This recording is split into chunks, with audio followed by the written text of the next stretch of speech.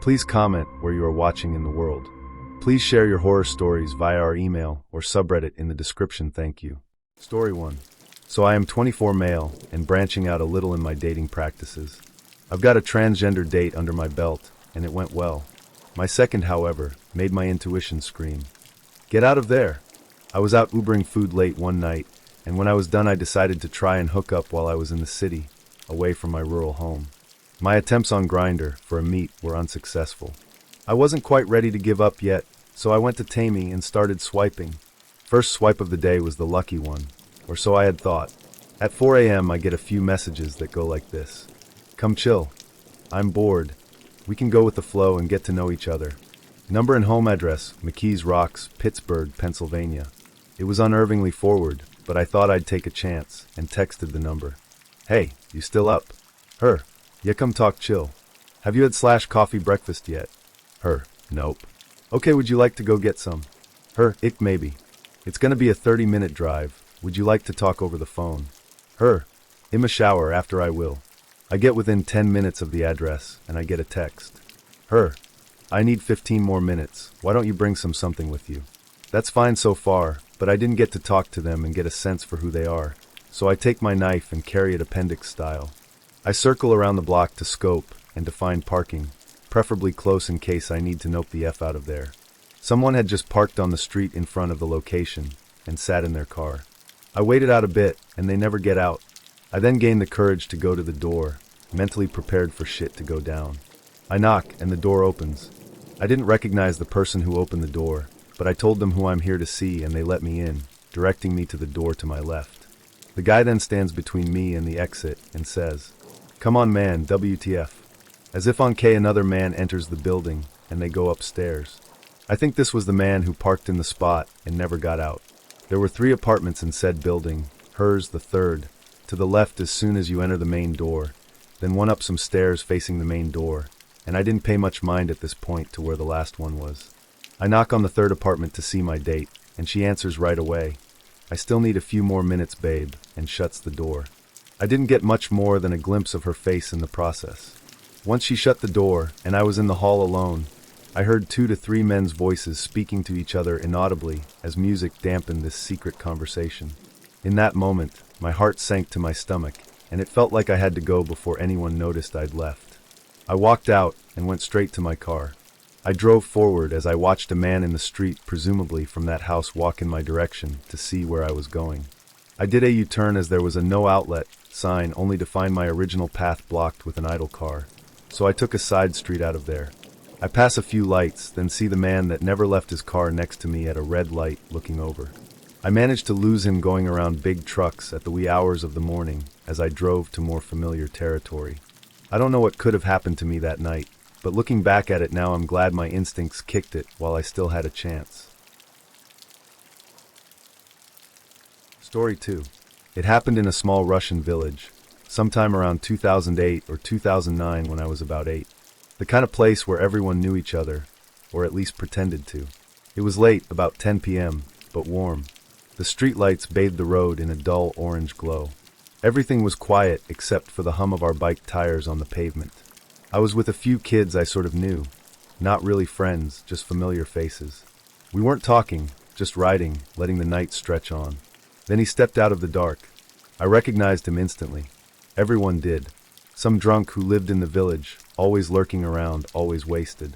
I had never spoken to him, never needed to. But now, he was right in front of me. Before I could even process what was happening, he grabbed me. The smell hit me first, booze, sweat, and something sour. His grip was tight, fingers digging into my arm.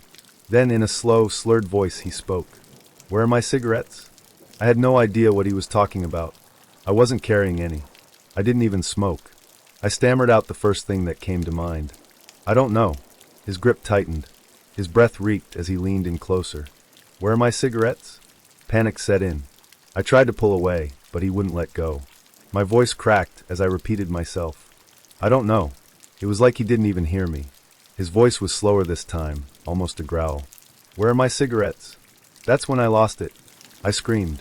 A full, terrified, gut-wrenching scream. Not words, just pure, uncontrollable fear. And that's when they ran. Every single kid, who was with me bolted the second I screamed. There was even a 16-year-old among them, bigger, older, stronger than me. But he ran too. No hesitation. No looking back. Just gone. And that's when it really hit me. I was alone. Maybe that was what saved me, because as soon as I started jittering and screaming, the drunk lost interest. His grip loosened. Maybe he thought I was having a seizure or something. I didn't care. The second I felt his fingers slip, I bolted. Home wasn't far, just a house at the end of a long driveway, leading straight to the main road where we had been riding. I sprinted down the driveway, heart slamming against my ribs, and crashed through the door. I couldn't even form proper sentences. Just panicked shouting, words stumbling over each other as I tried to explain. My grandma and grandpa turned to me, alarmed, but before I could even finish, my grandma glanced out the window, just in time to see him.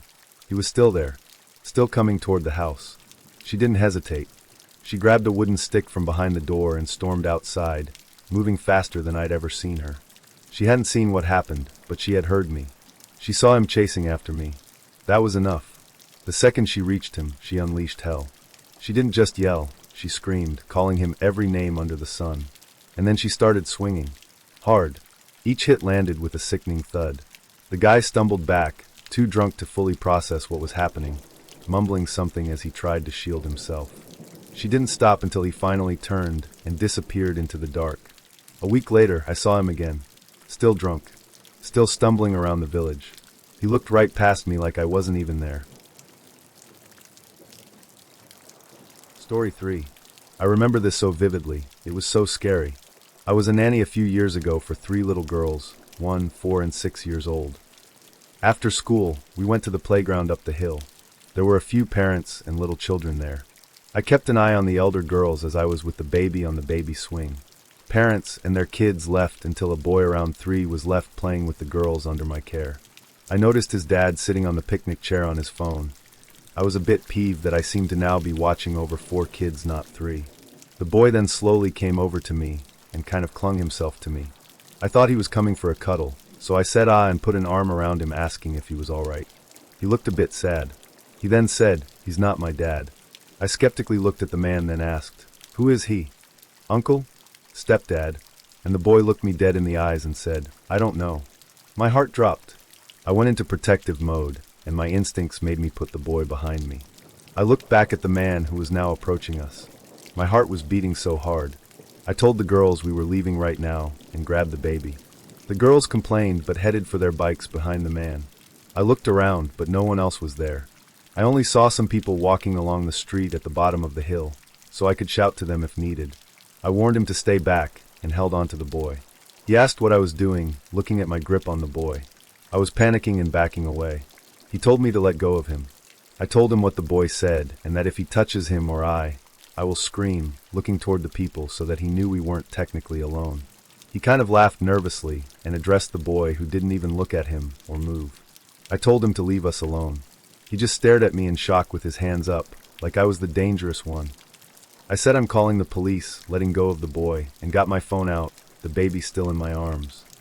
He panicked and said that he was his stepdad, or soon-to-be stepdad. I said, "Yeah, right." He explained that he was dating his mother, and she was still at work, so he got him from school and brought him here until she gets home. I didn't believe him, so I started dialing, better to have them deal with this, and be safe not sorry. As I spoke, shaking like crazy, I beckoned the boy to stay by me and away from the man. The boy was silently crying. Poor little guy was terrified. The man was exasperated and bright red, which made me more nervous, 'cause what if he hurts me or the kids? My girls were watching on their bikes and asking me what's going on. The worst part was waiting for the police. He was between me and the girls, and I was between him and a fence. The police came pretty quickly though, and I explained everything, and the man tried to explain himself. The police were also skeptical of him. Thank God I wasn't just overreacting. I told the boy how good he was coming to me for help, and the policewoman took the boy. The man called his girlfriend, the boy's mother, to get her to come. I didn't want to just leave. I felt responsible since the boy came to me for help and comfort. So, I let the girls continue playing on the playground while we waited for the mother, who came straight away. When she arrived, the boy ran straight to her crying. The police explained, I explained, and the mother was so embarrassed. I pretty much told her off, and the man, of course, for scaring me, my girls, and the boy. The boy hardly knows the man, hardly recognizes who he is, and doesn't understand what he is to him, and was clearly not comfortable with him. He is too young to get the concept of mom's boyfriend, not dad, and when you're that young, remembering people whom you have only met a few times is hard. She was so sorry. I'm glad he wasn't that trusting, because a lot of kids get caught out trusting strangers or acquaintances. Also hard to navigate their parents dating. I finally left with the girls. I had a diaper to change. Felt bad for the man eventually, as he was just trying to help his girlfriend out and bond with the kid. And the mom probably thought it would be a good way for him to get to know her son, one-on-one. But they didn't think about the boy's feelings and how outsiders would perceive. I am scarred from it though. Thought he was a pedo abducting him, and that he was going to hurt me and or the children. Another story of a friend to add for you here. I remember our nights of brutal passion. It was so tragically beautiful, the way you danced in the street, splashing in acrylic puddles of orange glow in the rain. I begged you then to come inside, only to hear you say, "Why should I miss such a gorgeous night?" I admired your childlike sense of wonder. You seized your days with grace and hope. I never understood how someone could be so optimistic given your life and how it transpired. It didn't make sense, but it convinced me to live happily. To live happily with you. You were my burning star of hope. You pulled me out of my misery. It was you that grabbed my arm, and we danced in the rain. Together. It was cold and wet, but your body was warm and your breath was hot on my neck when you said you loved me for the first time. I'll never forget the way you feel, your warmth. So why? Why did you do it? I loved you. I loved you so deeply that when you left I started to carve pieces of myself to release the bright, hot, red pain boiling inside of me. What I did to you was a mistake, Anna. I promise it was. I no longer sleep. I haven't since you've been in the backyard. Sometimes I lay on the grave I made for you, just to stay close to the warmth you give the earth. I cry at night, and I started to drink again. My vice you got me to quit, but since you're not here I can't seem to stop myself anymore. I remember the night it happened. When I found that man's shirt tucked away under the bed. The wrapper too. I remember the terse language, then the cursing, then the shouting. How could you do that to me, Anna? How could you say you loved me when you betrayed me? My angel given to me from the heavens above. How could you perform such a vile sin? You rushed me, pounding on my chest, and begged for forgiveness with every ounce of your being. But I could not forget, so I could not forgive. You hated that. You claimed that I did not love you. That love was unconditional, forever pure. My dear Anna, I can still love you and despise what you've done. The thin line we walk of love and hate was unbalanced, and so I grabbed that knife and proved that our love was in fact unconditional. It was forever and pure. You seemed to acknowledge my act of passion and saw it for what it was. When the knife dug into your chest, blood pooled on your shirt, and all you did was look up at me and smiled. You knew just as much as I did that we could never be truly apart. And in that moment I forgave your sin, our love baptized in your blood. So why haven't you left? I still hear you at night, wandering the house. The familiar noise of your feet, shuffling through the halls. At first I thought the pain of you being gone was making me mad, but then you began to sing. As clear as day, you sang your bright and joyous song in the dark halls of our home. It startled me awake, and I ran through every room to find you. I ran outside to see if you managed to come out from beneath the peach tree. But you were still there, still nurturing our tree with whatever is left of your body. I eat your fruit every day, and imagine still tasting your sweet lips on mine. I started to catch glimpses of you in our mirrors and windows. Just getting to see you for a fraction of a second brought tears to my eyes. It was so fast, but unmistakably you. You were watching over me from the heavens above, and I knew that it was because of our love that you could be here with me even after death. God Himself granted us to be together. Unconditional love. But Anna, seeing you has begun to bring me so much sadness. Last night, when laying in bed, I turned over and smelled your perfume, your beautiful rose and cardamom. I reached out and felt the curves of your body. It made me sob to sleep. I can't help but think of our last night together. Slowly, every time you appear to me, I don't think of you dancing, but of you on your knees, looking up at me with a smile and a knife sticking out of your chest. I asked you to stop. I could no longer prove our love, and I can no longer say I love you. I have to move on, and if you loved me, you would let me go. But you didn't. Maybe I deserve this. I deserve to be haunted by you. It was my wish and everything that I asked for you to be forever mine, but I have to take it back. I deserve this, and maybe that's why you won't leave. You began to hurt me last week. It started with you moving our things across the house, throwing silverware out of drawers, breaking plates on the kitchen floor. Then, you started to bring knives to my room. You laid every knife we owned out on the carpet in beautiful spirals and patterns. My Anna, you are still so talented. But you started to cut me. You threw your art at me with precision, and it nearly cut my throat. When that didn't procure what you wanted, you started to scratch me at night. Your nails burned through my flesh, and I screamed out in pain, swinging my fists through the blanket in frustration that I could not reach you. My dear Anna, I cannot say that you love me anymore either. I could understand if you wanted me to be with you in the afterlife, and so you allowed me to drink a poison, or if you actually struck me with that blade, and so we could be together. But no. Recently, I have come to understand that all you want is to make me suffer. Anna, please. Please stop. I can't take this anymore. I haven't slept in days. You are up every night, and ensure I am there to be up with you. But Anna, you must move on. If you truly did love me, then you would let me go. I can't handle the pain anymore. My body is filled with the scars and burned kisses of your onslaught. I am scared of you, Anna. I begged you today to talk to me. I paraded around our house and pleaded for you to come out. I begged for your forgiveness. If I could take it back, I would. I screamed into the void. If I could die instead of you, I would. But you never answered me. But tonight, as I was writing my letter to you, you grabbed my shoulder and finally spoke to me. In your sweet and velvety tone. You don't get to let go. Oh, Anna, our love truly is beyond all reason. I'll continue to live for you, and I will bear the wounds you give me as proof of our love. Our eternity together. Story 4. So let me go over one of the wildest, disturbing, and damn right insane things I've ever heard in my life. This didn't happen to me, thank God, but it happened to a close friend of mine. So this happened pre-cell phone days. Back when people had landlines and caller ID was still considered fancy. Yep, that long ago. My friend Sarah was living alone at the time. She was in her late 20s, had just gotten out of a messy relationship with a guy who had some serious anger issues. Anyway, she'd done the smart thing and cut ties with him entirely. Blocked his number, avoided places where she might run into him, the whole 9 yards. She was doing everything right to move on with her life. But as it turns out, her ex was not the kind of guy to let things go. No, this guy had a grudge the size of Texas, and apparently, he decided that the best way to deal with his hurt feelings was to hire someone to kill her. I know, what the actual hell, right? Who does that? The worst is yet to come. Sarah's going about her day, completely unaware that there's a plot brewing against her.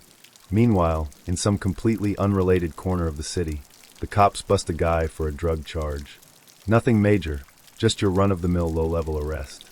But here's where things take a sharp left turn into crazy town.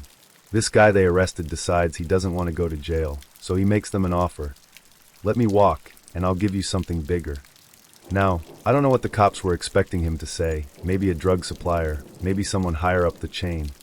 But what he gives them is a total curveball. He tells them he knows about a murder-for-hire plot.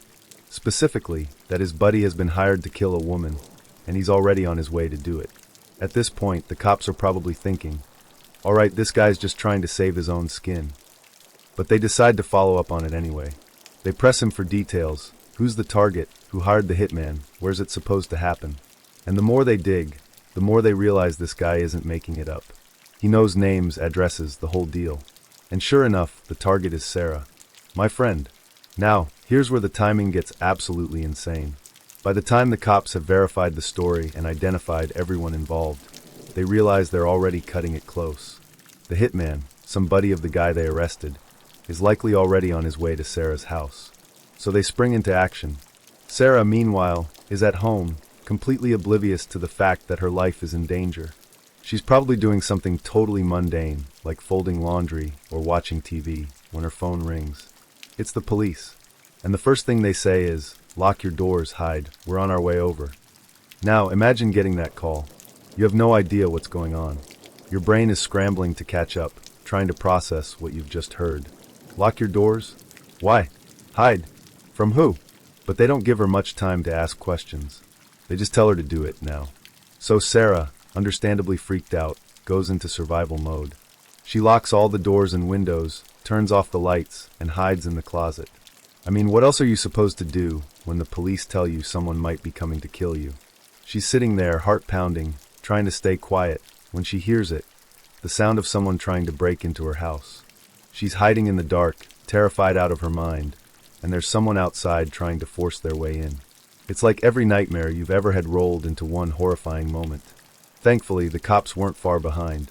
They'd sent units racing to her house the second they realized how urgent the situation was. By the time the hitman had started breaking in, the police were already pulling up to the scene. They caught him in the act, arrested him on the spot, and Sarah was safe. But here's kicker. The only reason she's alive today is because of a long chain of incredibly unlikely events. Think about it. If the cops hadn't arrested that drug guy at exactly the right time, if he hadn't decided to spill the beans about the murder plot, if they hadn't been able to verify the story so quickly, and if they hadn't gotten to Sarah's house when they did, she wouldn't be here. Sarah, understandably, was pretty shaken up by the whole thing. I mean, how do you even begin to process the fact that someone hired a hitman to kill you? That's not the kind of thing you can just shrug off and go back to your normal life. She ended up moving out of that house, changing her number, and taking some serious precautions to make sure her ex couldn't find her again. And as far as I know, he didn't. As for the ex and the hitman, last I heard, they both got what was coming to them. The ex was charged with conspiracy to commit murder, and the hitman was charged with attempted murder and a laundry list of other crimes. I don't know how long they ended up in prison, but it was long enough to make sure Sarah didn't have to worry about them for a very long time.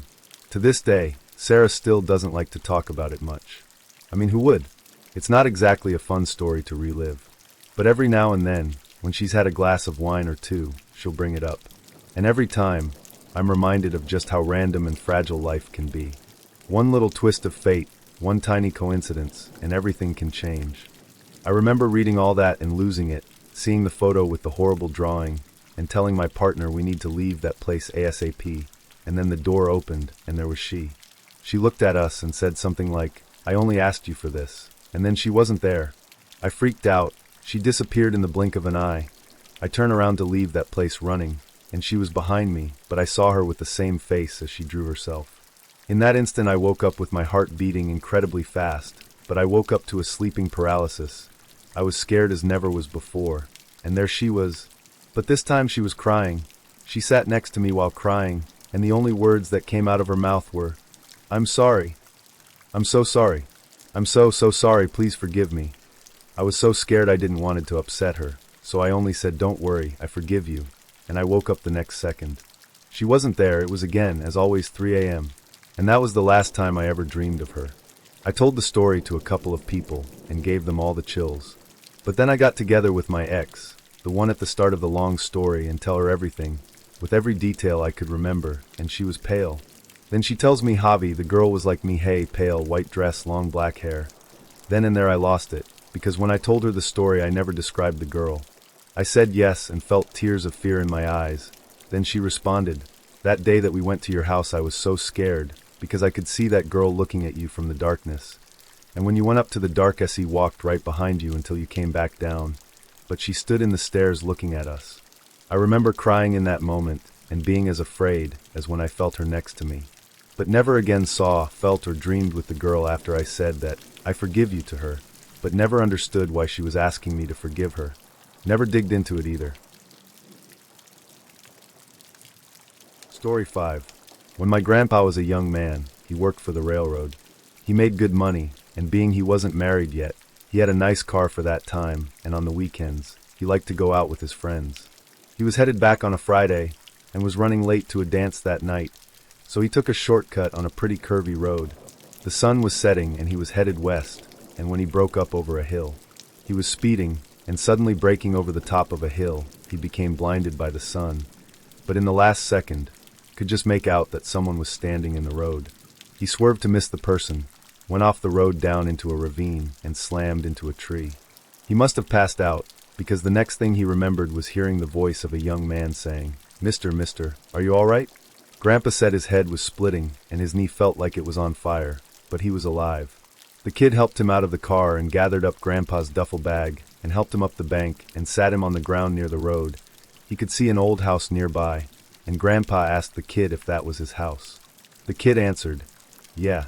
It was then that Grandpa noticed the boy had a hare lip and spoke with a strong lisp. He was a pudgy boy, pale and red-headed. He looked friendly enough, and when Grandpa asked him if he had a phone at his house, the boy shook his head and said, "No phone." Grandpa asked if his folks were home, and he said nope, and he said he didn't know when they'd be back. Grandpa then asked how far the nearest neighbor was, and the boy said it was the last place he'd passed with the long white fence in front. Grandpa thought back and figured it had to have been 6 miles or so. The boy said, "You can come to my house." So the boy helped Grandpa limp up the long driveway up to the run-down old house. The house was cold even though it was a warm June evening, and Grandpa could see there was no central heating or even a wood stove, but there was a large fireplace and hearth in the kitchen. Grandpa asked if the house was always so cold, and the boy said, "I'm always cold." Grandpa said, "If you go get some wood, I'll start a fire."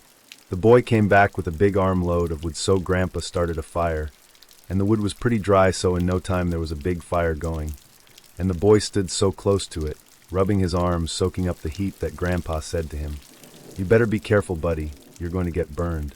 The boy only repeated, "I'm always cold." Grandma asked the boy as he was hungry because he had some sandwiches in his bag, but the boy said he'd already had his supper.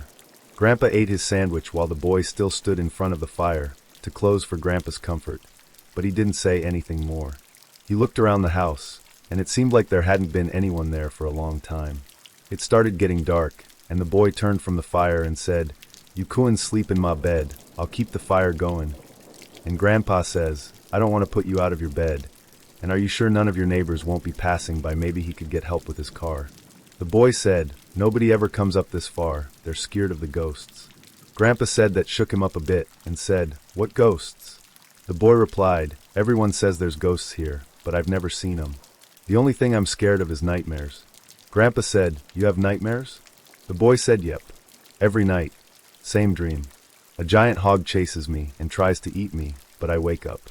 Grandpa asked him, "Did you ever get chased by a pig in real life?" And the boy said, "Yeah, he had picked up a sow's baby by its leg and shook it so it was squealing, and the pig chased him and knocked him down, and he got bit up by the sow pretty bad." Grandpa said, "Well, that's probably why you have the nightmares." The boy just nodded his head. Grandpa said he was getting pretty tired and was hurting pretty badly, and said thank you for letting him sleep on his bed, which was over in the corner of the room near the fireplace.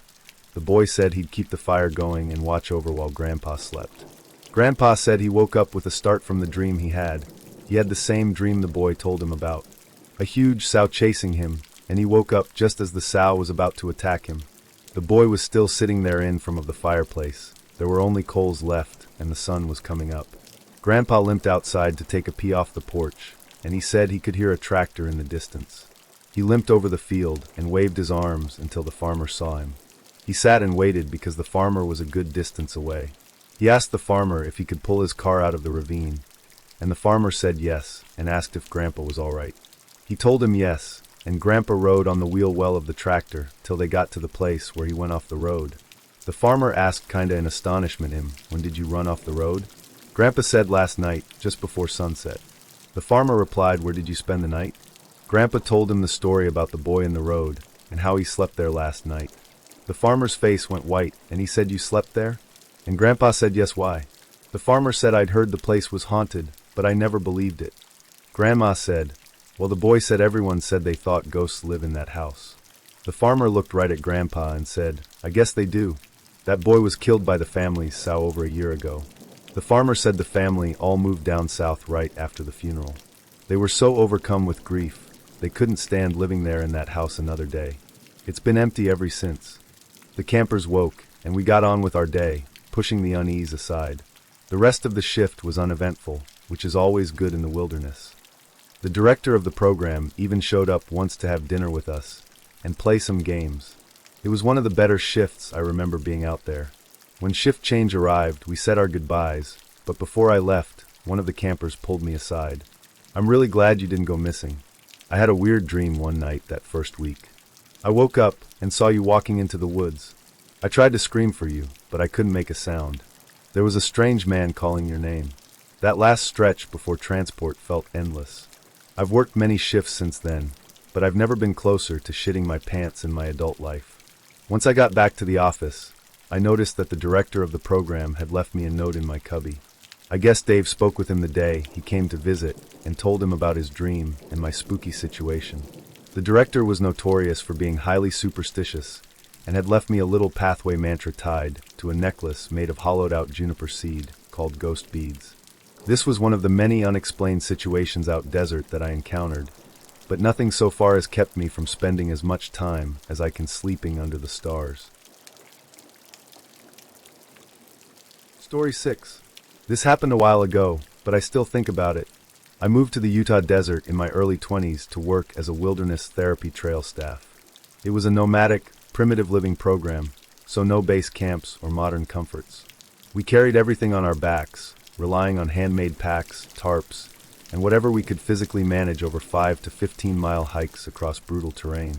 We were in the middle of nowhere backcountry, nothing for miles, just under 3,000 square miles. We even had to gather supplies for our own bow drill kits to start fires.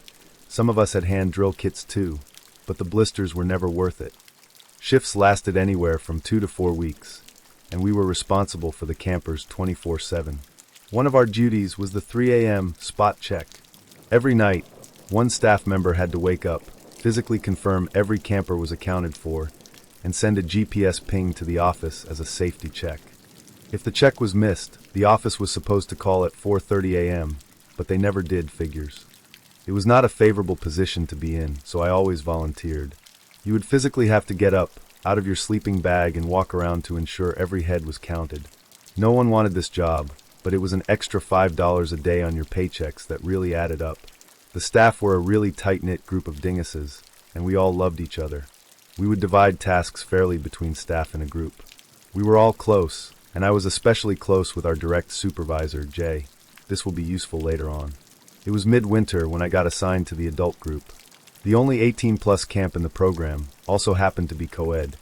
This meant some special requirements, like separate boys and girls camp a specific distance from our main camp. My friend Dave and I were stoked to be paired up and with the adults, as that meant less drama and more freedom to do cool things like challenging hikes. We planned a route to a remote, technicolored hill deep in a red sand pit. It would be a perfect campsite with tree cover and enough space to separate the boys' and girls' camps. After a week of hiking, we arrived.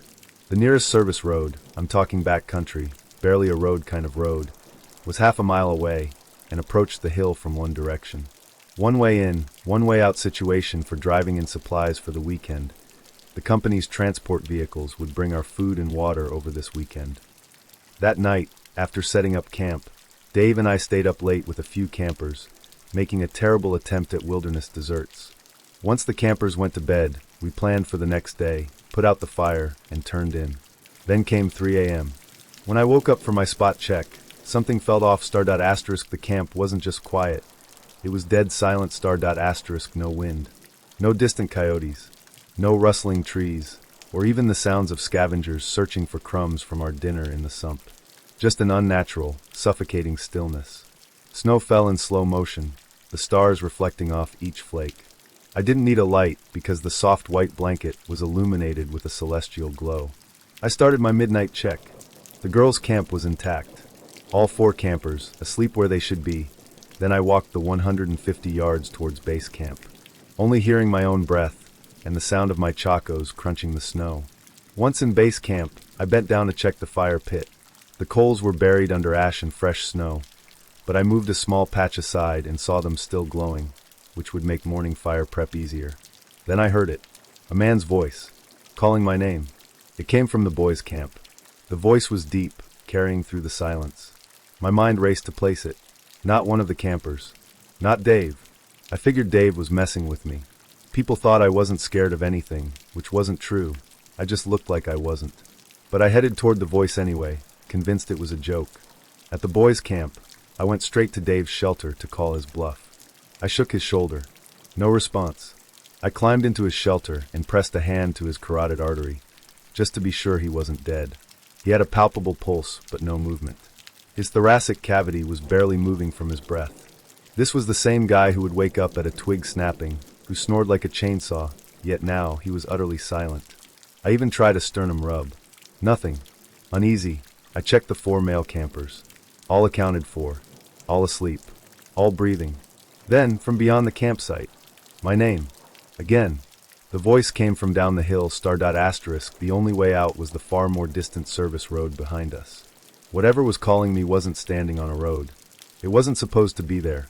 I froze. My heartbeat thundered in my earlobes, and my butthole felt like it was in my throat. The snow kept falling, weightless.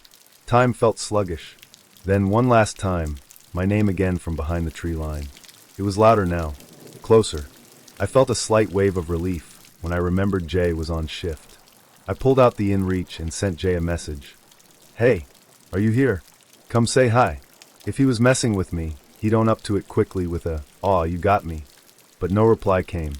I power walked back to my shelter, buried myself in my sleeping bag, and clenched my eyes shut. As the first hints of daylight softened the sky, I finally slipped into sleep. A few hours later I woke up. No one was awake yet, so I collected my store of dry firewood I had hidden in my shelter the night before, and went off to start the morning fire. About half an hour later, Dave emerged from the trees, rubbing his eyes and pulling on his jacket. He sat in silence for a long time, and I had assumed he was contemplating breakfast. Finally, he piped up. "Hey, dude, did you have a weird dream last night?" "No, but boy do I have a story." "You first, or me?" He wanted to hear mine. So I told him everything. The silence, the falling snow, his corpse of a body, the voice calling my name, again and again from the dark. He listened wide-eyed. When I finished, he said, "In my dream, the group woke up, but we couldn't find you.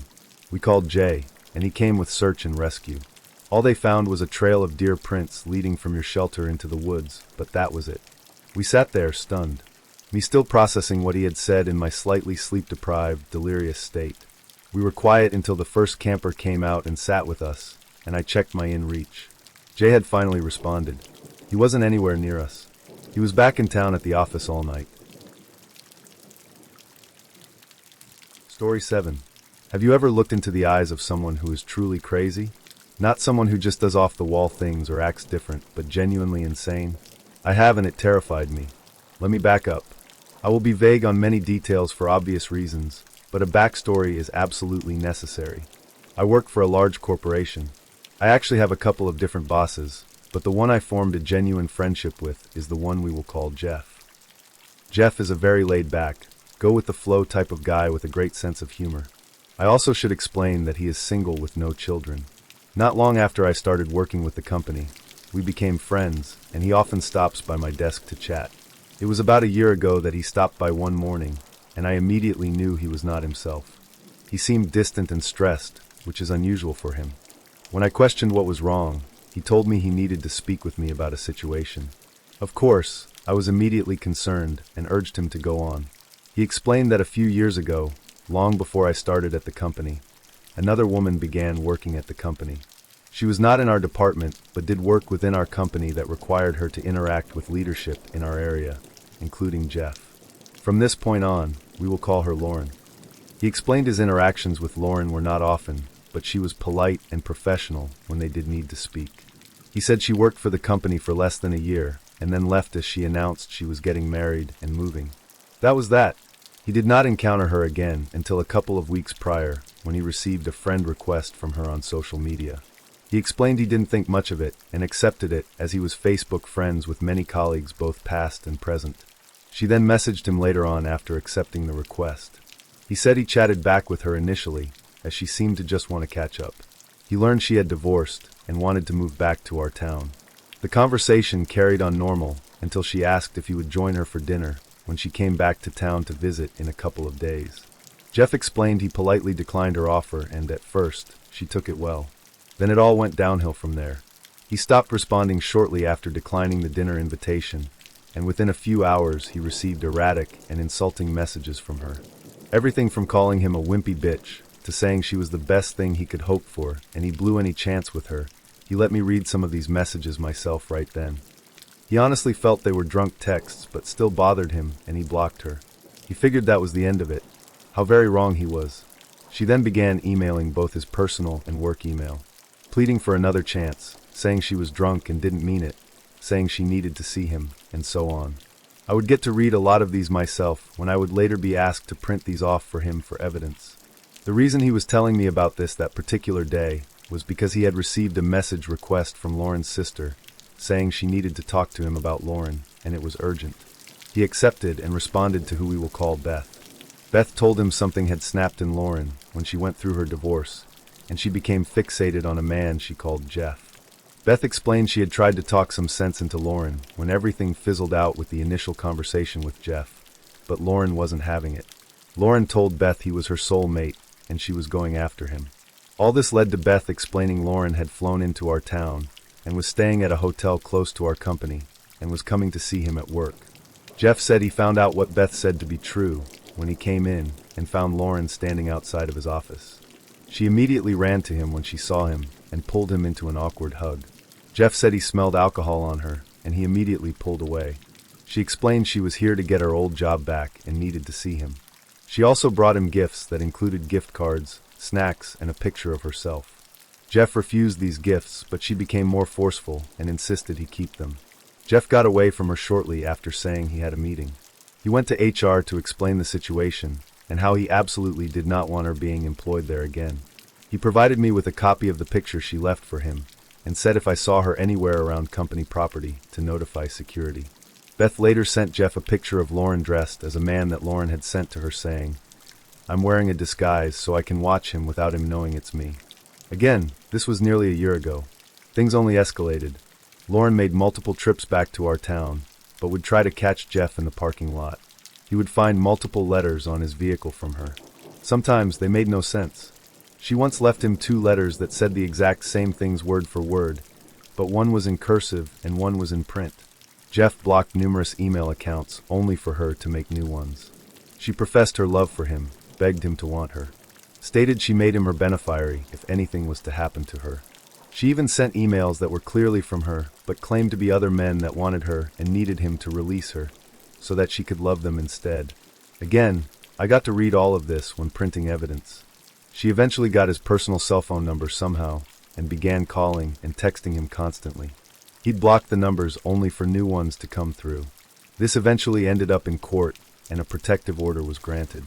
This did bring things to a halt for a while. Jeff was finally himself once this occurred, as he had become a shell of himself. I felt horrible for him. That was until this week. On Monday morning, Jeff came by my desk, and I could tell right away he was not happy. Before I could say a word, he demanded to know who placed all those letters on his desk. I was confused as I had no clue what he was talking about. I said as much, and he explained there was a thick stack of letters and handmade Valentine's cards on his desk from Lauren. We later found out they had been stuffed under his door, and the housekeeper found them scattered on his office floor when she went in to clean. She didn't know what they were and picked them up and neatly placed them on his desk. This was as troubling as it was figuring out how she got in the building in the first place. Shortly after, Jeff returned to his office to finish up some things before taking the letters to the police station. I was working away at my desk when I received a call from Jeff. Upon answering, I heard an almost panicked Jeff saying, "She's here." He explained he got a knock at his office door and opened it to find her on the other side grinning at him. He said he told her he was calling the police and slammed the door in her face and locked it. He called police and then called me to inform me she had been there and the police were on the way.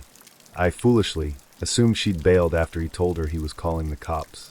I got up from my desk and headed down the hall to Jeff's office to check on him and wait on the police with him.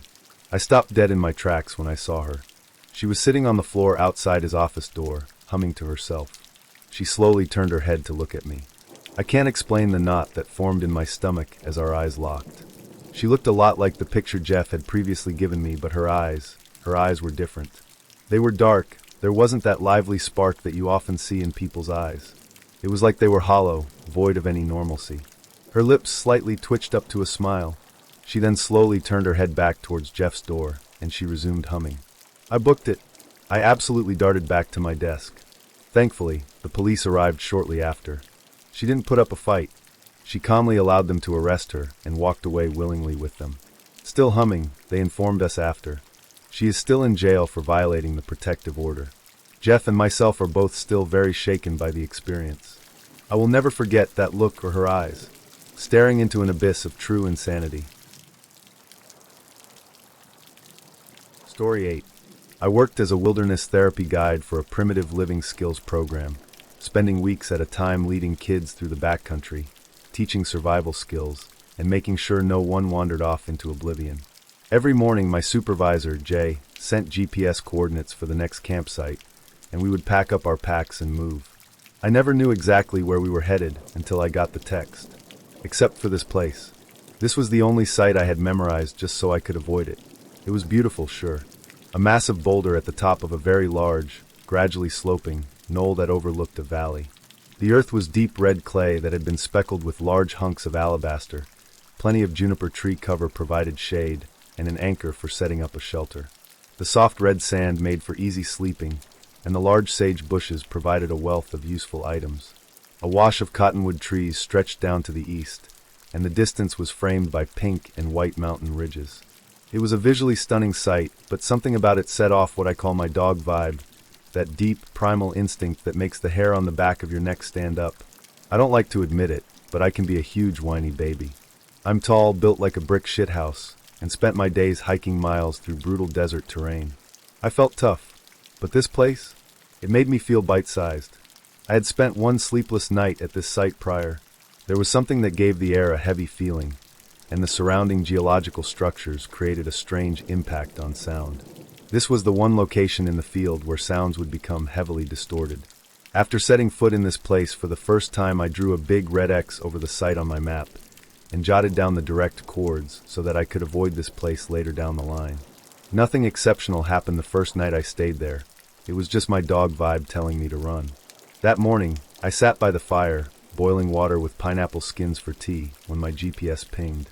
I checked the coordinates that had been sent to my inReach. From just the degrees I knew. I didn't even need to read the minutes and seconds. I dreaded where we were going. My supervisor had sent a message with the coordinates. Sorry dude, I know. That stinky guy. I showed my co-staff, Steve, the screen. He took one look and busted out laughing. What did you do to piss Jay off? Jay, our direct supervisor, was a good buddy of ours. After calling the office to request a location change, I was informed that apparently we'd been hiking too fast, catching up to other groups, so they had to divert us. There was not other choice, and of course, we got sent straight to my least favorite place.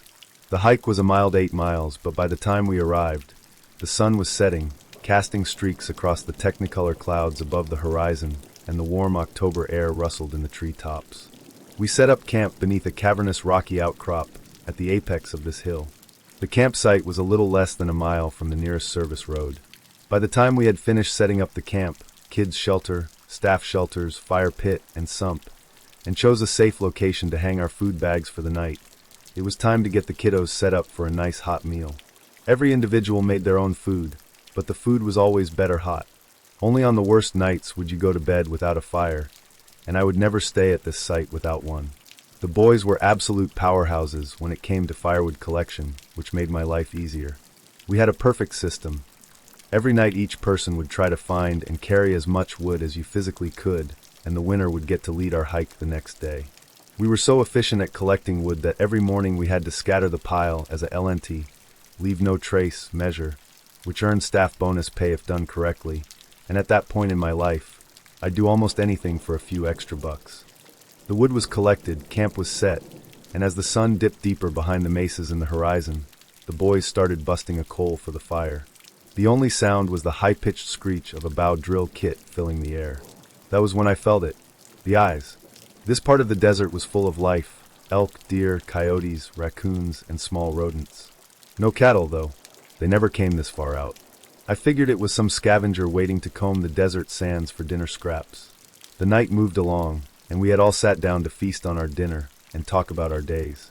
Part of the program was telling a fable or parable at some point in the day and having a group discussion about it. After everyone had finished cleaning their pots and hanging their pristinely packed food bags high in the trees, we stoked the fire and began our group discussion. At this point, the world had been engulfed in darkness, and we could only what the fire was illuminating. It was during this time that I felt an exponential increase in that feeling of being watched. It stared once we put our bags down, but this was too much. I slowly scanned the surroundings to find the source of my unease. My eyes landed on a large sage brush a distance from the fire directly in front of me. Then I saw them. A pair of eyes, peering from behind a sage bush, the firelight reflecting in the pupil. Only they weren't animal eyes. They were human *******. Adrenaline slammed into my chest. That was a real-life person watching me, watching Steve, watching my kids. I launched myself across the fire into the bush, flailing my arms and yelling as low, deep, and loudly as I could. After assaulting the poor shrubbery, Jay rolled out from behind the bush in stitches. That motherfucker. He had parked his Jeep 2 miles away and hiked in just to scare me. And it worked. I was not laughing. In fact, I had become a little bit of a spoil sport as I berated him for his poor life choices. I had to, he told the boys. This is her least favorite sight. I couldn't resist. We spent the rest of the night joking around. The kids cackling because they could never imagine what I would do when I was scared. After a while, the little dudes went to sleep, and Steve, Jay, and I stayed by the fire, discussing the group's progress. Then, around 1 a.m., Steve went to bed. Jay turned to me. You want to go on a little hike? We walked 30 minutes up a ridge, following the service road to a little vista overlooking the entire valley. The desert stretched out below, reflecting silver in the waxing gibbous moonlight. Jay, being Jay, pulled out a pack of contraband cigarettes. Massive no-no in the field, but I was a filthy nicotine rat and not about to say no. If my supervisor wanted to give me contraband, fine by me. We sat on a rock, backs to the road, lighting up. We talked about everything while taking long drags. We were on our second cancer stick when from down the hill we saw headlights. A pair of round, white-yellow lights appeared over a ridge, climbing the incline 500 yards away. There was something about this set of lights that sent my dog vibe into hyperdrive. There was a pit in my stomach, but I thought it was just the anxiety of being caught red-handed with a cigarette. At this hour, it could only be a few things, and assuming from the headlight shape it looked like a Jeep. It was probably the vehicle of a hunter scoping for the best spot to land their tag, or someone lost. I remembered that it couldn't have been a company vehicle. We would have known if the company's transport vehicles were coming out to meet us, so the anxiety should have left at this point, but it was just increasing ever so slightly. Something was off. The car wasn't making a sound. No engine. No tires on dirt. No brakes squeaking. And in the desert, you could hear everything. The lights gradually floated forward, stopping 50 yards away. We shielded our eyes against the glare. We kept smoking. If it was someone from our company out this late, they would have been one of our friends and wouldn't care. But maybe it was just someone in need of needed directions. Then, as we got up to walk toward them, the lights moved back. Still 50 yards away. We kept approaching, but the distance between us and the car stayed exactly the same. We paused our advance, taking in what we were looking at, and noticed the road curved left, descending down the hill. But the headlights? They were dead ahead. They were not following the road. This vehicle was not following the road. I started to become angry as this area was known for its cryptobiotic soil, and it's known that you tiptoe on the crypto if you have to touch it at all. How could someone be so obtuse that they would obliterate a colony of microorganisms that has been building its fortress for decades up to hundreds of years? I regained focus of what was happening and waved my arms to signal the vehicle to stop. I looked down at where we were standing to see if maybe they had lost the road backing up. I wanted to follow the tire tracks to see if any damage was done, and where we were standing now, the headlights had been. I focused on the ground, but only saw Jay and my footprints from our earlier hike. No tire treads, no marks. Jay saw what I was doing and tried to scan the surrounding ground for tread prints. As we were doing this, the lights did not move. In fact, they hovered, perfectly still. There was something about this situation, might have been related to my prior adrenaline dump earlier in the evening, where I felt the most dread and impending doom I have ever felt. Tears started flowing from my eyes, but I had no way to control them. I was not sad. Maybe it was because of the fear. I grabbed Jay's arm. He looked at me. Neither of us spoke. We were each planning what next to do in our heads, thoughts moving far too quickly to try to say something out loud. Then the lights split apart. One veered left, the other right. They drifted slowly into the open desert, bobbing slightly up and down as they faded. The desert swallowed them whole. After standing in silence, acknowledging that we had both seen it, and we were not insane, we turned back toward camp, hyper-vigilant as hell. As we passed the spot where the lights had vanished, a startlingly large owl seemed to materialize out of the dark and swooped silently over our heads. Jay flinched hard. "Ah, fucker." I believed this was the universe paying him back. I'd never seen him react like that. I wasn't scared of animals, but Jay looked like he'd just seen a ghost. The chatting that we had been doing prior to seeing the owl had ended, and we made it back to camp in silence. I crawled into my bag next to a snoring Steve, and Jay grabbed his pack and set up his little nook fairly close to ours. I don't remember drifting into sleep, but I do remember waking up to the sounds of scrub jays chirping in the trees above us. In the early morning before the kiddos woke up, Jay, Steve, and I roused the fire before it was time to send Jay on his way. As the gentlewoman I am, I walked Jay back to his Jeep. Once we were far enough from camp, I broke the silence. What the actual fuck happened last night? Jay didn't laugh. I've seen some weird shit before, he admitted. For years in the field, and yeah, I'm superstitious as hell. I'm just glad we got back in one piece, but I can see why you don't like it here. That's when he told me about owls. They're an omen of death, but not bad luck necessarily, he said. At least, in my culture. I reached forward and gave him a quick hug while saying, "Welp, thanks for coming out last night, man, and I'm sorry for launching myself before I realized who you were." He laughed, remembering how he provoked me to Hulk smash a sage bush, and that eased the tension. After a few minutes of joking, we parted ways. There was another week of hiking till I finished my shift, but it was uneventful and nothing strange or weird happened. I still think about this every now and then, but I never stopped wondering. There were no tire tracks, no sound, just lights in the desert that shouldn't have been there. Story 9.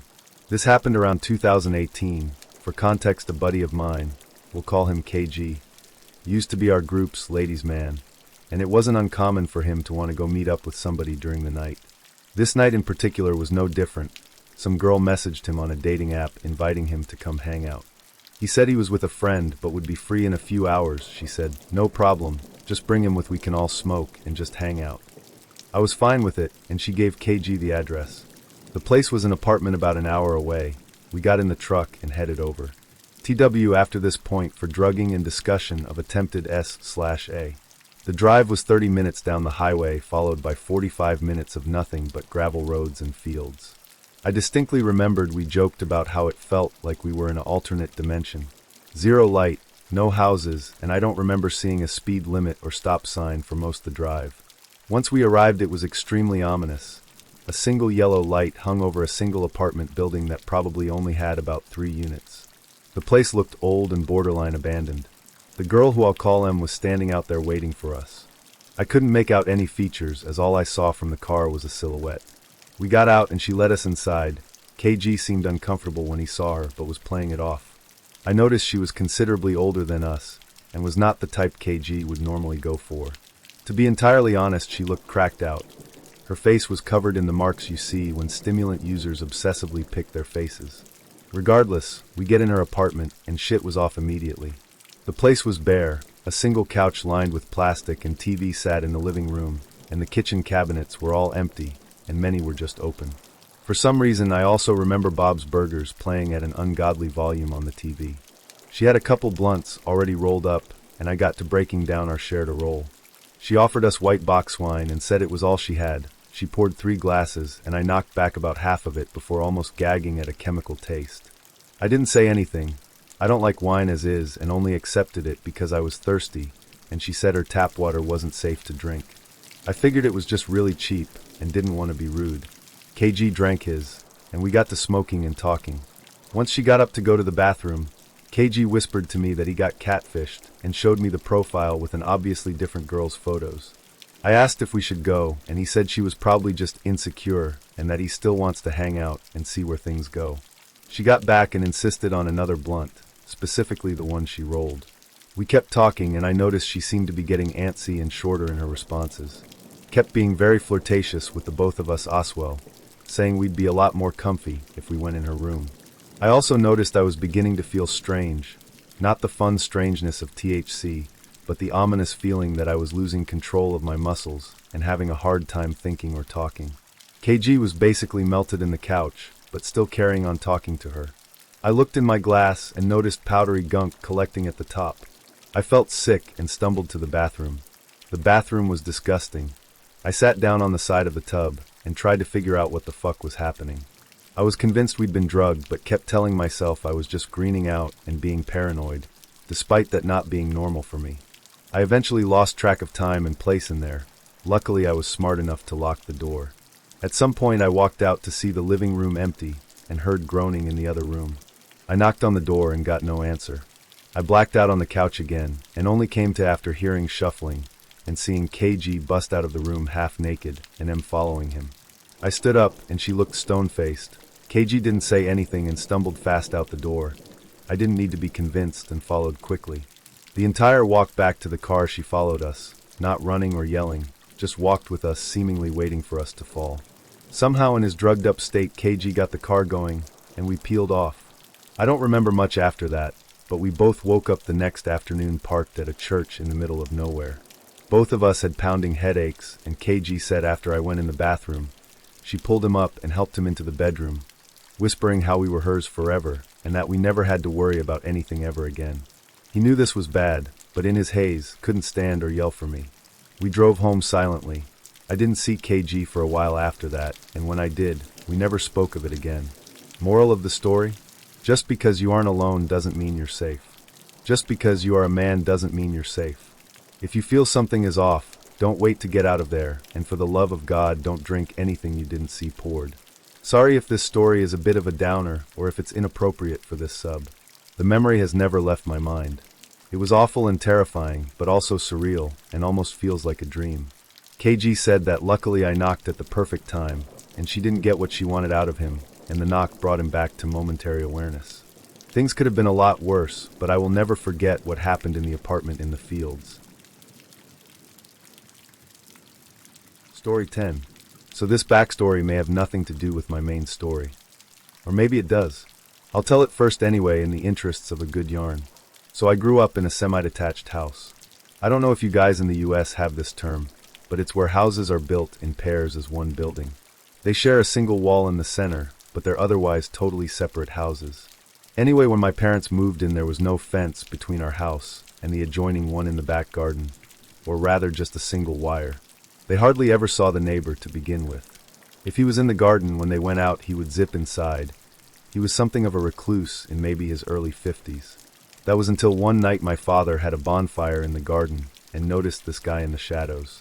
He called to the guy who came over and joined him at the fire. The chap's name was Jack, and he was a very interesting character. He worked on the railways. This was early 80s. I don't recall exactly what, but it was something involving a lot of manual labor.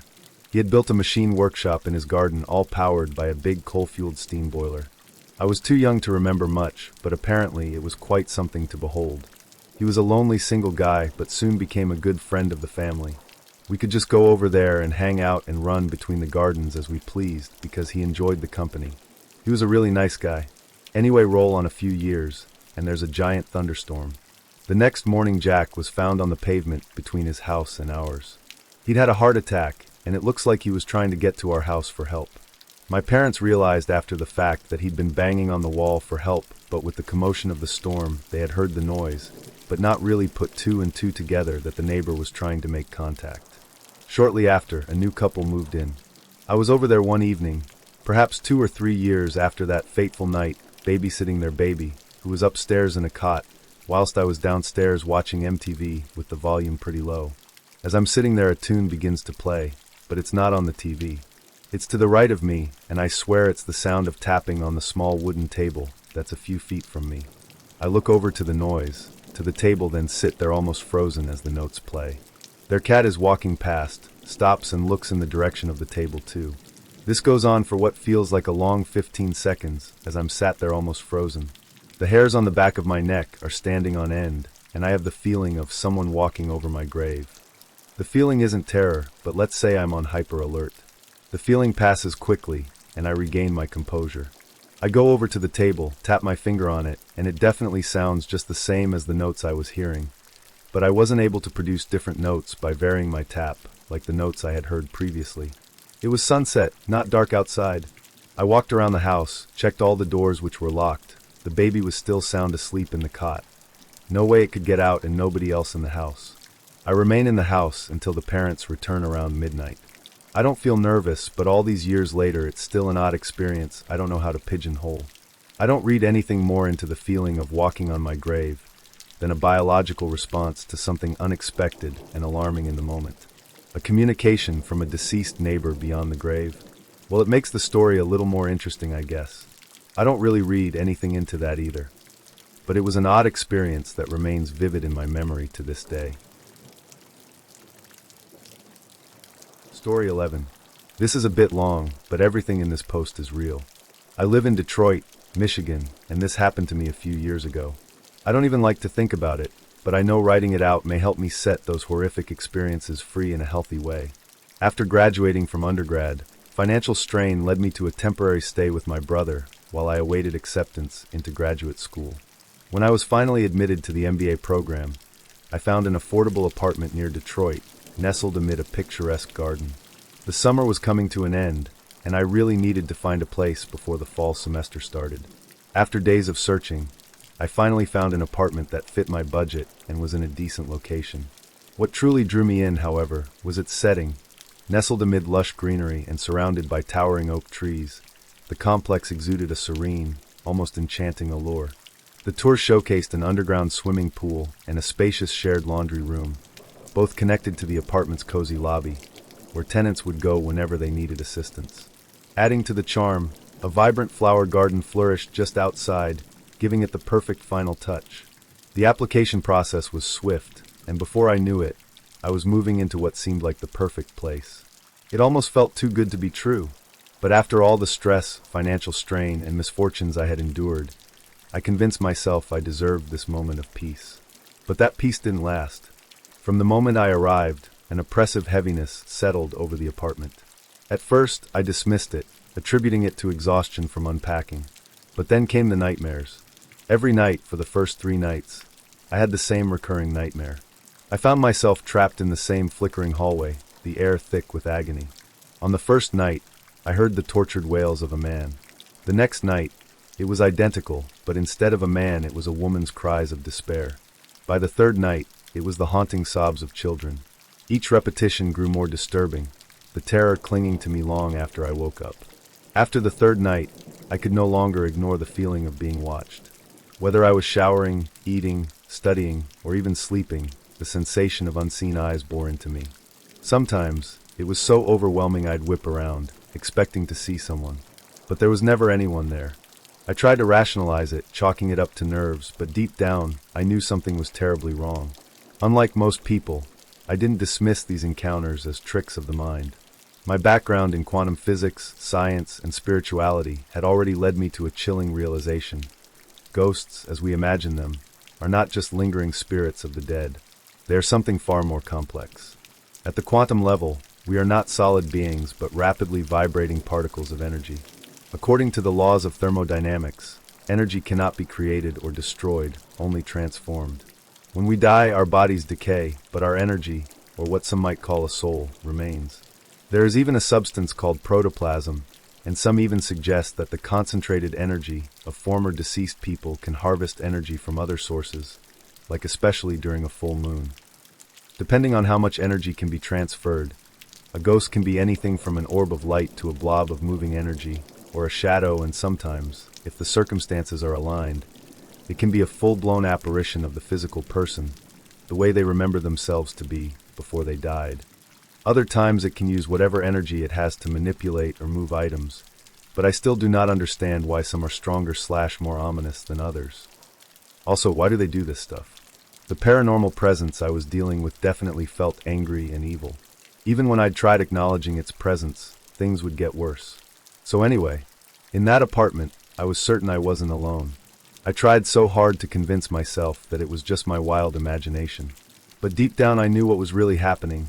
I just didn't want to admit it for the sake of my own peace. What made me confirm that it was something paranormal or beyond this world was my cat, around the second week after moving in. His behavior took a disturbing turn. As I sat in the living room one evening, my cat meowed incessantly and stared fixedly at an empty space behind me. His gaze was unblinking and intense, sending shivers down my spine. Despite my attempts to comfort him, he remained transfixed, shifting his fearful stare toward the door. Over the next few weeks, weird phenomena escalated. Objects vanished only to reappear in bizarre locations. My cat's behavior grew erratic. One night, after a few glasses of wine, I decided to record some music in my walk-in closet. I set up my microphone and studio equipment in the closet because it was very effective in blocking any nearby ambience, which helped ensure crisp, clear recordings. I'll never forget this. The recording volume captured strange, unintelligible radio broadcasts, despite my Wi-Fi being turned off. Not that this would even help. As I adjusted the volume, A cabinet in the kitchen slammed shut with a force so clear through my headphones that it nearly deafened me. The unmistakable noise confirmed something was definitely inside of my apartment. At this time I had a wine bottle inside the closet with me. I specifically remember it was almost empty, and I was going to grab another bottle. Instead, I just finished what was left and placed it right next to the Scarlett interface. It's the tool I use to record from the microphone, and it is also where I adjust the volume/recording settings. After hearing the cabinet shut, I opened the closet door and saw the empty wine bottle drop, as if it was in mid-air and fell on the futon in my room. My heart sank, because this was the very first time I was able to confirm something was messing with me. I sharply turned around to see if perhaps I foolishly left another empty bottle there, but I didn't. The empty wine bottle had definitely moved, and what scared me even more is the fact that I'm not a big drinker. Once in a while I'll have some wine and make music or just have a glass while eating steak or while writing. I know I wasn't drunk or disoriented, so I quickly grabbed the empty bottle and went to the kitchen to throw it out. When I entered the kitchen, my heart dropped again. Not only did I hear a cabinet close while inside the closet, I was now staring at the wine cabinet, which was now open. This really freaked me out because I am so OCD when it comes to stuff like that. For example, when I put away my groceries, cans, pasta, etc., I always make each item's front label face me, so I don't have to scramble through them. I also never leave a closet or drawer open. It just really bothers me. I don't know why, but it does. For the wine, I always stored the bottles in the cabinet neatly, with the front of the bottles facing me. But when I went to close the cabinet, all 3 other bottles I had, still closed, were now shifted. One bottle was knocked on its side, and the other 2 had their fronts facing each other, almost as if they looked like 2 inanimate objects having a conversation. I remember getting so freaked out that I moved them to the lower cabinet, in case they should ever somehow fall out and break. At this point, my cat, once playful, now spent his time hiding in corners or the closet. His eyes were dilated, and his movements jerky. His meows turned into low, guttural cries. At times, he sat rigidly, staring at nothing with unnatural focus. Attempts to distract him were futile. He remained in his trance-like state. The situation worsened. My cat became unapproachable and contorted his body in unnatural ways. I captured these disturbing moments on video, his body twisting at impossible angles, his back propped up as if supported by some unseen force. I feared he was possessed or afflicted by some malevolent force. Despite trying various protective measures and spiritual remedies, nothing alleviated the disturbances. The apparitions ceased as soon as we left the apartment to visit my parents, reinforcing my belief in a dark presence. My cat's agitation and the unexplained events convinced me the apartment was indeed haunted. My cat isn't neutered, and I don't care what most people say about that because animals have only one purpose, to make offspring. Humans can have sex for fun, and we can do so many other things. But for most animals, it is all they will ever have. I strongly believe that anyone who neuters their cat or dog ends up with a cute living stuffed animal that is alive. My cat has such a strong personality. He loves to go out and explore. I always let him out of the apartment, and he'd always be there waiting for me when I'd leave to let him back in. One day he never returned, and I was very worried. It was around 4 a.m., and I saw him. Right outside my little porch. I lived on the 2nd floor, but we had a shared patio on the 1st floor. I saw my cat having sex with an invisible entity. It was so traumatizing. My cat was drooling. I've never in my life seen a cat drool. His eyes were shifted behind his head, and he was thrusting back and forth. I yelled his name, and he immediately snapped out of it. When he regained a sense of where he was, he darted straight towards me, as if he was running away from the devil himself. I have so many more stories, evidence, videos, and photos which prove something was very weird about that apartment. Sometimes I remember waking up feeling possessed. I'd jerk my body around. One night I was sleepwalking, I never sleepwalk, and was in the kitchen standing there, with the faucet on, and I was literally just standing there. Another time, I got a pizza and put it on the kitchen counter after work. I put my keys on the hook, went to my bedroom to change, and came back to find the pizza missing. I was so confused that I even went back to my car to see if I forgot it. I convinced myself it was cognitive blindness. No. When I came back, super confused, my heart dropped. The pizza box was on the floor of my living room, wide open, and my car keys were somehow on top of the pizza box. How? I literally just took my keys off the hook to unlock my car, when I thought my pizza was still in there. One night things got so bad that I woke up sweating, and felt like something was pressing my chest down. My cat at this time was digging his face into me, clearly afraid at what entity he was able to see. I then heard this but weird voice say, "Here, kitty, kitty." OMFG, I didn't even pack. I grabbed my cat, my keys, my phone, my wallet, and sped my ass out of there at 3 a.m. and went to my parents' house. Eventually I stopped sleeping there. I'd only go during the day, and whenever it was night I'd pack my things and sleep at my parents' house with my cat. So many other things happened to me and my cat while living here. I can share, but it is a lot. I also documented everything that ever happened to me, because my brother is such a skeptic, and even he finally agreed that shit was just not normal. After moving out, my cat's behavior returned to normal. The relief was immense as the dark energy seemed to lift once we left. I've recorded numerous unsettling incidents, and you can view a brief video of my cat's strange behavior here, video link. He sees this entity and follows it. This was so common. He would always follow it and hop and follow it some more, and then he would start freaking out. I have a lot more videos and stuff, but this is just for the sake of my post. My experience at this apartment, which I nicknamed Haunted Gardens, remains a chilling testament to the inexplicable forces that can disrupt our lives. Story 12. Not so long ago, I had an experience like no other. Though to this day, I am happy to admit that I am grateful, and when I reflect on this day, I walk with pride as I feel I was lucky to have felt a sense of calm and took on a new sense of understanding. An understanding about myself and the world around me. That being said, I would like to add a bit of background. My life was in shambles, so I gave my dad a call. A call to turn my life around with his help. I was jobless, depressed, thin, and weak. In a nutshell, I was a POS LOL.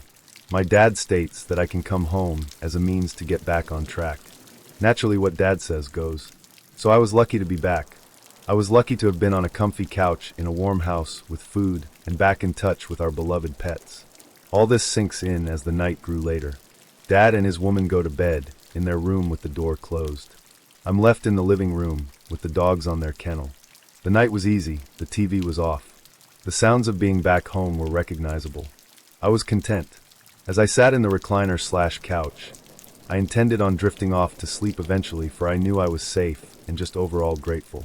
The only lights on were the kitchen ceiling fan, which wad directly above the kitchen table. This is relevant because as I tried to drift to sleep, I couldn't help but be a little annoyed that they were on. But hey, it's my dad's house. He wanted them on, I guess. So this slight annoyance kept me up until I would shift thoughts, aha. That being said, occasionally I would look at the dog kennel and reflect on the dogs and how I missed them. Our family had 3 black lab miniature pincher mixed dogs. We named them Ginger, Clover, and Sage. The Spice Girls, as my dad would joke, aha.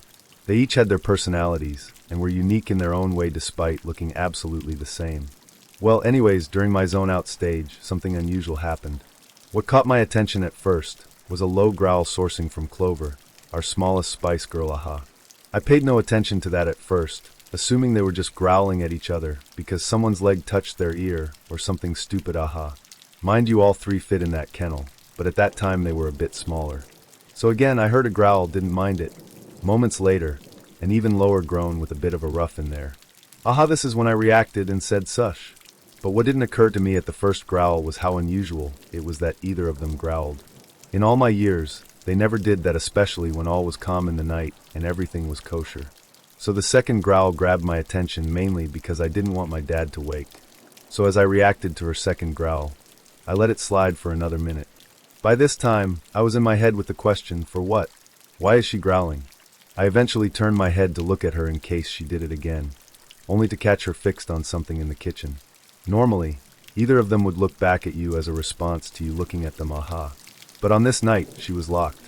So naturally I found this odd, and so decided to look in the direction she was looking. And this is what gives me chills. I kid you not, there I saw a cloud-like material above the kitchen table below the ceiling fan light. And the ceiling fan was on, moving in its rotation. To this day I don't understand why I was okay with this. I was not scared, I was anything but. I do remember feeling at ease though. May I have forgotten to mention that my mother had passed away in this house, and so in a weird way, I was inclined many years ago to be open-minded to anything paranormal, especially if it occurred here. And I think that's key. Okay, now back to the dog. The growling persisted as she was sat up with her front legs propped. She was the only pup aware, as the other two paid no mind. That in itself was weird to me as well, for when one reacts, they usually all do as a unit, lol. So as I stay fixed on this cloud, I noticed that it was stationary and somewhat transparent. Much like a cloud at first glance. The longer I stared, which was literally all I could do, the more I began to wonder what in the F was this, lol. I did not freak out and get up, knock on my dad's door, no. I honestly remember just falling asleep shortly after that experience, and then nothing after that. And for the record, it still gives me chills, and yes, I told my dad and my now mother, though as expected. My dad jokingly said I was crazy, and my mom assured me that she thought it could be my bio mom making her presence known. She's cool like that. Deep down I feel that too, and I also feel my dad has accepted, and probably experienced some things too prior to me showing back up in the house. All in all, I've had plenty of experiences with the paranormal before and well after my mother's passing. It's just difficult to find others who can relate. But here I am sharing this with you all as a means to help myself, I guess. Thanks for reading. Story 13. Germany, 2014. After 2 years of stagnation, I decided to do something with my life, and despite my parents' opinion, I moved out. I also decided to continue my education, but in order to do so without help I had to start 2 jobs. That's how I ended up in the basement with my roommate Ryan, fake name. The whole house belonged to his parents and had 2 floors plus a basement. The second floor was occupied by an older couple, the first by a woman whom I saw twice during my whole stay. The ground floor was empty. Honestly, living there was awful. Even without the older couple fighting, our ceiling was constantly leaking, and the windows were in a place where people could access them from the street. They would often stare at what we were doing. We had drunk people peeing on our windows, or kids trying to take something off the windowsill or get in. Summer was a nightmare. But after 2 or 3 months, I was so tired that I stopped caring. You want to watch me undress in my own room? Fine. Another colony of spiders in our bathroom? Well, I guess my arachnophobia is cured. Time for a bath. Ryan taking my stuff without asking? Who cares? 2 years later, it's 2014. It's August and I'm sleep deprived. But I finally have a week off. No studies, no work, no responsibilities, just some good rest. So I lie in bed and sleep all day, but around 4 p.m. I start hearing sounds. Lots of shuffling, slamming doors, and quick footsteps. Before I was fully awake, the door to my room opened. Someone grabbed me and started shaking me, saying, "Get up." Okay. I opened my eyes. My first and only thought, Ryan. This man looked nothing like him. Ryan had long black hair, was very thin, and always wore a green hoodie. This man was much taller, more muscular, and bald. But yeah, my brain saw all those differences and still thought, Ryan. I remember saying, "What? Can't you see I'm trying to rest?" And then I turned on my left side. Ryan didn't leave though. He tugged me again, still saying, "Get up." I said, "No way." And then, "I don't care what you did this time, get out." Though it was probably a lot less coherent and understandable. Well, Ryan left, and I heard him moving around our house for a while and making noise. Then I fell asleep. 2 hours later, Ryan wakes me up again. He's panicked and basically asks if I'm fine. I'm like, "What now?" Our kitchen and Ryan's room were destroyed. We also lost our laptops, my phone, Ryan's games and manga, some food from fridge, and for some reason, my notebooks and a cheap, small Bulbasaur figurine I kept on my night table.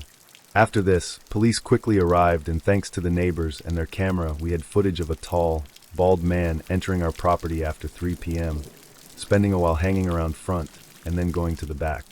The police were not happy to hear my part of story. They looked at me as if they were wondering how I managed to survive so many years. Ryan's parents were even less impressed. They spent days complaining about me and making up a story about how I should have fought and protect house. My parents tried again to convince me to move back. When after 3 weeks, the situation only became more irritating, I packed my bags and actually did it. After that I had a few conversations with police, but as far as I know the burglar was never found. Story 14. A few days ago I was home not quite alone. My 6-year-old son was asleep. My partner and his grandmother had gone to the hospital due to her having a concussion. His sister was at work. So it was just my sleeping son, 2 little dogs, and myself. There is a red rose bush next to the front porch I've been nursing back to health because it was planted by my partner's late mother. It's something I want to do for my partner and his sister, and to honor her memory. It's looking great. I had left a rose cut from it on the front porch railing a few nights before. It stayed there through fairly heavy winds. While they were gone, I poured my coffee in a mug with a big, pretty, bold red rose painted on it. Then I looked out the front door window and noticed the rose was no longer on the railing, but was on the porch floor, right in front of the front door and at the top of the steps. I didn't think much of it and didn't open the door. My son was still fast asleep. I went to the back porch to smoke a cigarette and drink my coffee, letting the dogs out with me. I noticed one had gotten away from my sight, probably to the road around the front. So I opened the back door to go inside to the front porch, but, planning to come right back, just left it open and the other dog right there to either stay out or follow me in. The door opens inward into a bedroom. I quickly walked through 2 rooms and opened the front door to see if the missing dog was at the road. I called him, and he started running around to the back of the house. But I instantly noticed the rose was gone. It wasn't there anymore. I hesitated a few seconds, looked around, noticed nothing else was off, went back inside and shut the front door behind me. This all took less than a minute, if that. My son was still asleep. I hurried back through the 2 rooms to get to the open back porch, where one dog was, and hopefully the other dog had gone back too.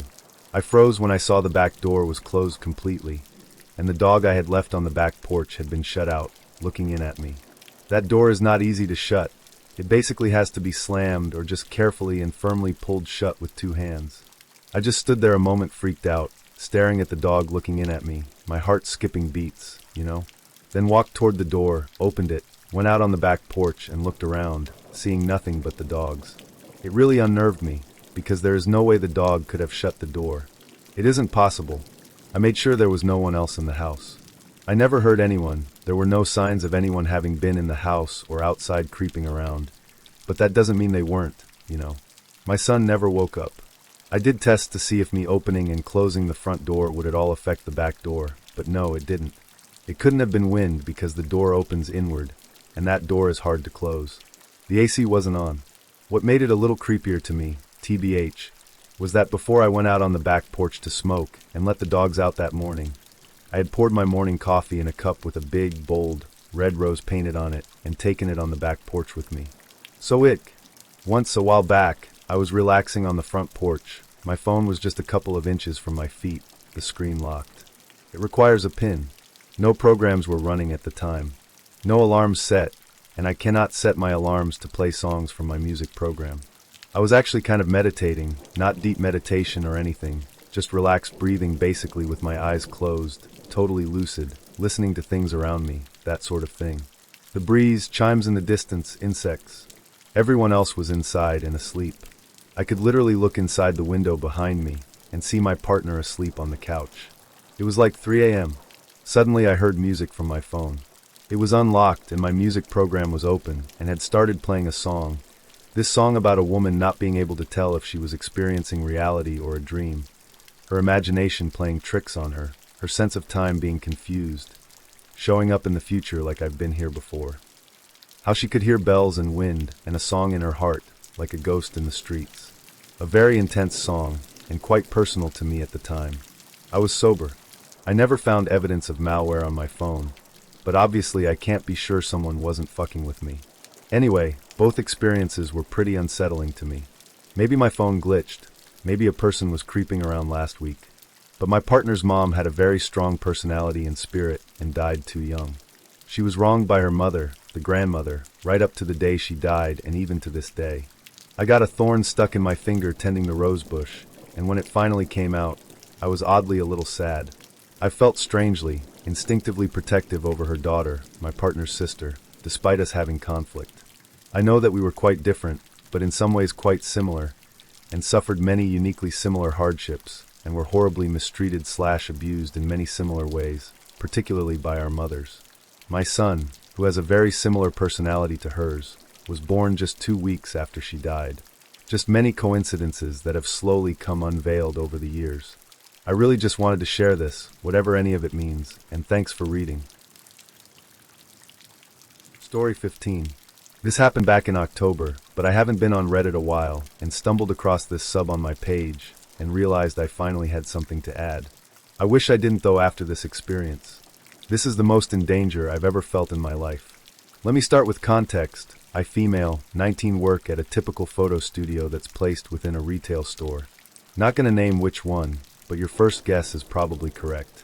On this particular day, I was scheduled to work 3 to 7, which was our closing hours. Unless there is an oversaturation of appointments in a particular time, it's usually only one employee working at a time.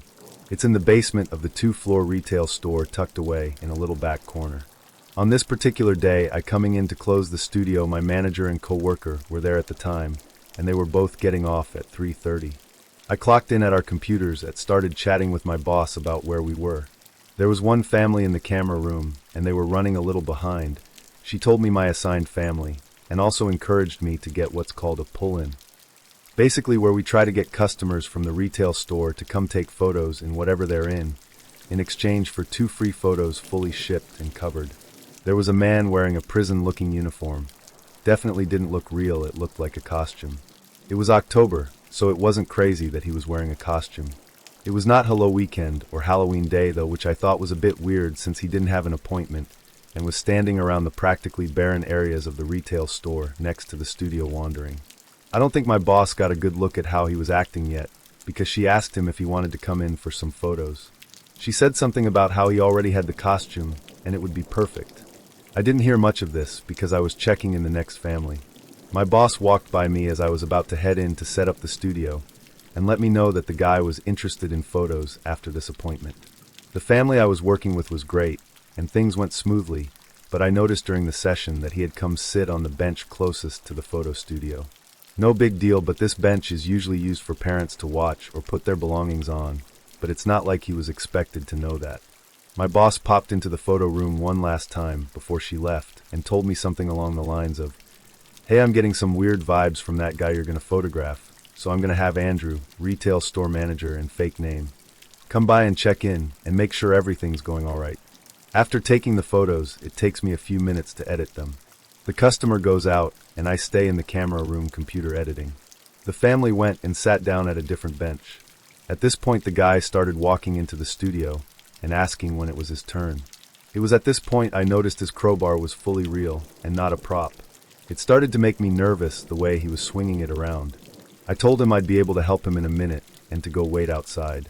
While he's outside, he starts sitting down on the bench and folding over on himself, nodding off, and snapping back up and moving around. I'm not stupid and knew he was on drugs. It was just me, him, and a single mom and her 2 children. I stopped paying attention to my editing and started paying attention to him. I could tell he was starting to make this family uncomfortable. He started waving around the crowbar in dangerous ways. I was concerned about the glass and my safety. He walked back into the studio a few times and wasn't taking no for an answer, continually barging into the studio and asking, "When are you going to take my picture?" With this horrifying dead look, I finally got done editing the family's photos, and I was practically shaking at the checkout. The mom I was working with tuned into the situation pretty quickly. The guy kept looking over the computer and trying to see her photos. She loudly asked, "Can I help you?" To which the guy just responded, rambling more about how he was supposed to be taking pictures. She whispered over to me, but I was sure he could still hear. She asked me if I was okay. I took out their appointment paper and said out loud something about the price and wrote on the paper that he wasn't going away and that my manager was supposed to be on the way to help. At this point, it had been about an hour and a half since my co-workers left. She seemed still on edge, but we went through with her transaction. At this point, I felt completely paralyzed that I was one card swipe away from being alone in this tiny studio with this crazy drugged-out man with a real metal crowbar. I went to scan her card on our in-studio card scanning machine, and by the grace of God, her card wasn't working on our local system. If the card won't scan on the local system, we have to reprint the transaction and check out at a regular register inside the retail store. I saw this moment as an out. I grabbed the new printed paper and walked her over to the registers at our salon. The second I was out of the man's eyesight, I burst into tears explaining what happened to one of the salon guys. He immediately pages the manager over our phone, and they ask me if I'd like to wait in the break room or the salon. I would have had to walk past this man to go to the break room, so I just stayed put in the salon. The mom who was helping me throughout the whole experience told me afterwards that there was no way she was going to leave me alone with him, no matter what. That was reassuring to hear. I had to wait it out for them to kick him out. The manager got another guy, and they both went to confront him. After about 15 minutes, no word. I peeked to see if the guy had left the studio yet. He was gone. Thank God I didn't have any other appointments that night, but I still had to sit alone in that studio the rest of the night, and every time the elevator went off it startled me a bit. It took a while to recover from, and I still get uneasy working alone sometimes. I think the scariest part of all is what I didn't see. About 45 minutes later, the manager of the store came by and checked in on me. I asked him about the guy and how kicking him out went. He proceeded to tell me that this man became absolutely furious, causing a complete scene, threw his crowbar to the ground near the manager.